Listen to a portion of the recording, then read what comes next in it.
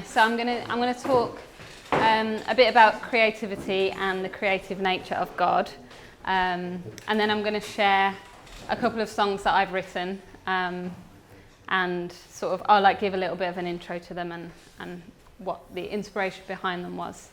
So it'll be kind of like half talk, half gig kind of vibe, if that's okay. In terms of the creative nature of God, we can see that God, obviously as the creator of the universe, is the ultimate creator, and we see that creativity through the Holy Spirit. Things like at Pentecost, you can see the way that the Holy Spirit is creative in the way that he moves and the way that he changes things. And obviously there's in Genesis, God created the heavens and the earth. The earth was a formless void, so created something out of nothing. And in Colossians it says, for by him all things were created, both heaven and earth, visible and invisible, and all things were created through him and for him, which means that we are created beings, and we are created through him and for him. But that's not the only way that God creates. God, the creator, is constantly being creative, and one of the other ways that God is creative is through using our wounds and our trauma and our pain and our suffering and our mistakes, and he makes them beautiful and makes them into good things, gifts for us and gifts for others, and as ways to build his kingdom. There's an artist, a friend of mine told me this quote today from an artist, which is, the master artist makes your mess a masterpiece regardless, which I just thought was really beautiful and a nice creative way of summing up that idea. So because we are created in the image and likeness of God, then we also have the capacity for creativity. And I think that this is really, really well, you see this in children, in the way that they play. Children mostly play through role play, so they take the things that they're seeing in the world around them and they play with them and they make things up, and kids will just be in their own world and you have no clue what they're thinking about. But you know that they can see things, and they have really active imaginations. And then, unfortunately, throughout our lives, this kind of gets diluted. This idea, it starts to feel a bit silly, and this instinct that we have to be creative and to process things that way, gets a bit diluted. But I think that if we can get back in touch with practicing our creativity, that can really help to strengthen our imagination and also our ability to see past the surface and to see past the physical. And I think that's a really good way to enhance your prayer life as well. So I think, I love set prayers, and structure is a really good thing for me and for everyone. But I really think that there's space for both. There's a balance in our faith and in our prayer life and in our spiritual life, where if we give God the space then to move in ways that we might not expect him to move, then really exciting, surprising things can happen. And I think practicing that creativity through our lives and in our prayer lives can give space for God to reveal things to us about himself that we might not have been expecting. And I think that helps our relationship with God, and life can be a really exciting adventure when we do that. So rather than holding on to everything and trying to plan everything, just giving God that space, and maybe in your prayer times, just really trying to be a bit more creative with it, or giving more space, or just silence or free time to kind of see what happens. We also see God's creativity in prophecy. So God really moves creatively through this, and it helps us to see the truth outside of the physical again in that. And God is creative in revealing and bringing these prophecies to be.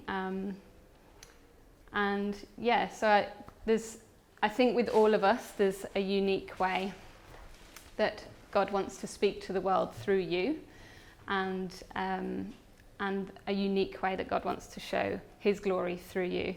And so our job is to work with God to allow him to work through us.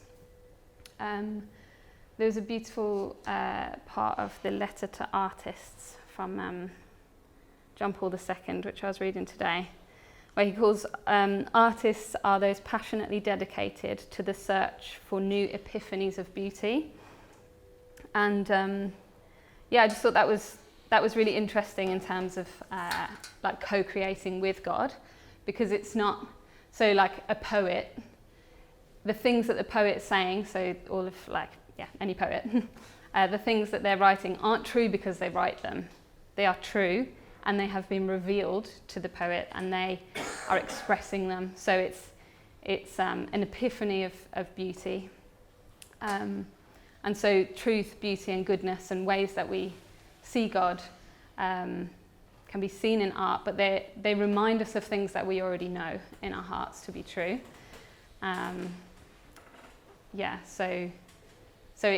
It can be expressed in new and personal ways. So there's always like new ways to express it. So I wanted to talk a little bit about my sort of journey with creativity. And this book really changed my life. I don't know if anybody's read it. I know Patty has. But I started reading this. It was recommended by a friend of mine, Lucinda, legend.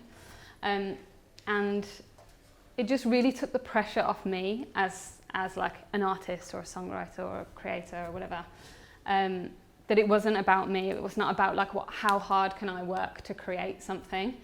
It was about really like getting in touch with the creator and kind of being a vessel and letting the creator work through me to create something.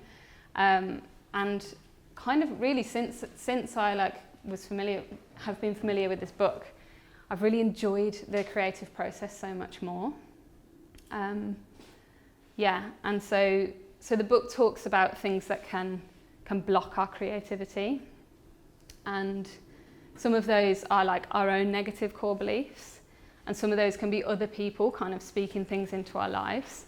I wanted to share a few that I starred. So there's a big list of negative core beliefs, and here's some examples. I don't have good enough ideas.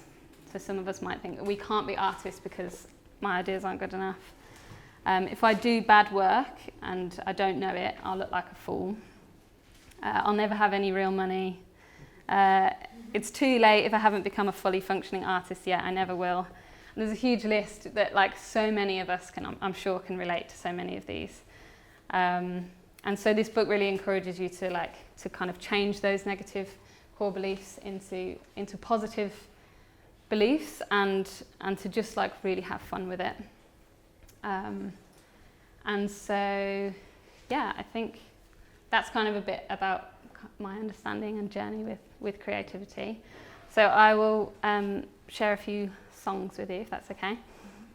One of the things actually that is the main thing in this book is the morning pages, which is it encourages you, the author Juliet, encourages you to write 3 A4 pages of just like a stream of consciousness every morning. And one of the things that this does is it gets rid of that inner critic that's like, when you like get a new notebook and you don't want to write anything in it because it has to be perfect, or like it gets rid of that because you just have to write something for 3 pages, so you have to figure out something to write. And so that's been really, really helpful for me to just start doing something. And so that was kind of the inspiration for this song that I'm going to play. There's like basically like little bits of this book have kind of seeped into it, and it's just about, so the chorus is too far too soon, make space, give it room, it's coming now, it's coming through, let it in, let it bloom, just let it happen kind of thing, which is a bit weird because it is the song, but I will now play it.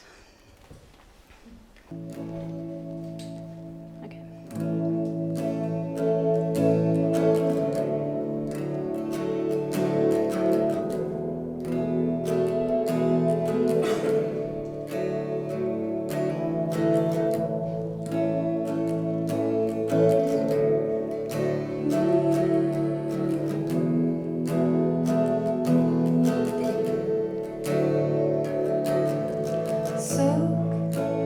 Hold a breath and float, heavy limbs, breathe again. Gravity holding me willingly, filling me.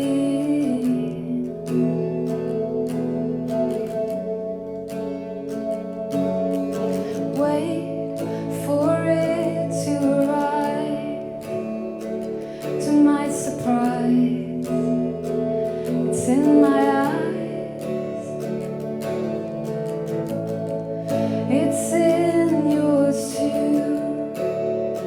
You hold the room. You hold the room.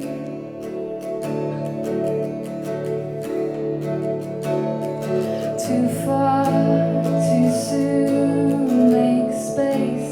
Give it room. It's coming out. It's coming through. Let it in.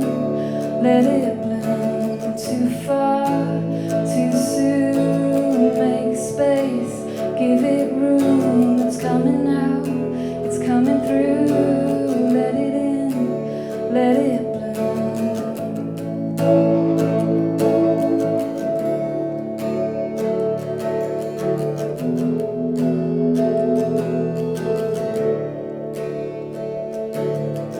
Days, the open and the close, fill the page, feel the drain.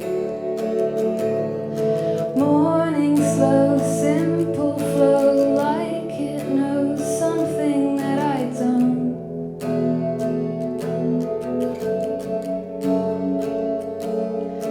Trace the meaning in the space. A picture paints.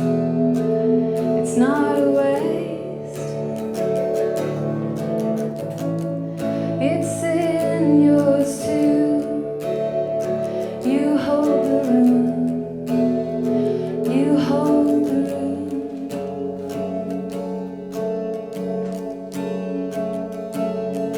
Too far, too soon. Make space.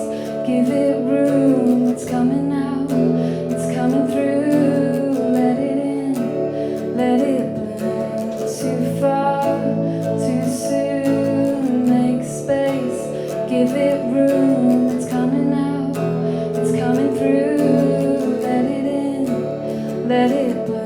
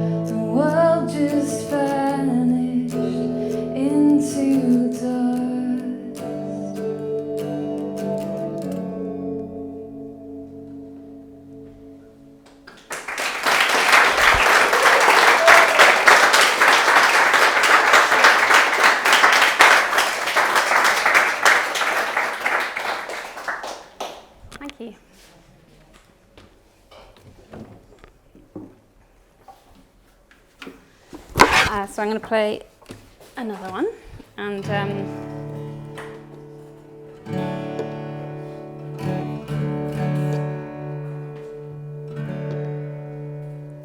yeah. So this song was the first song that I wrote. Kind of, I had like a break from writing songs of about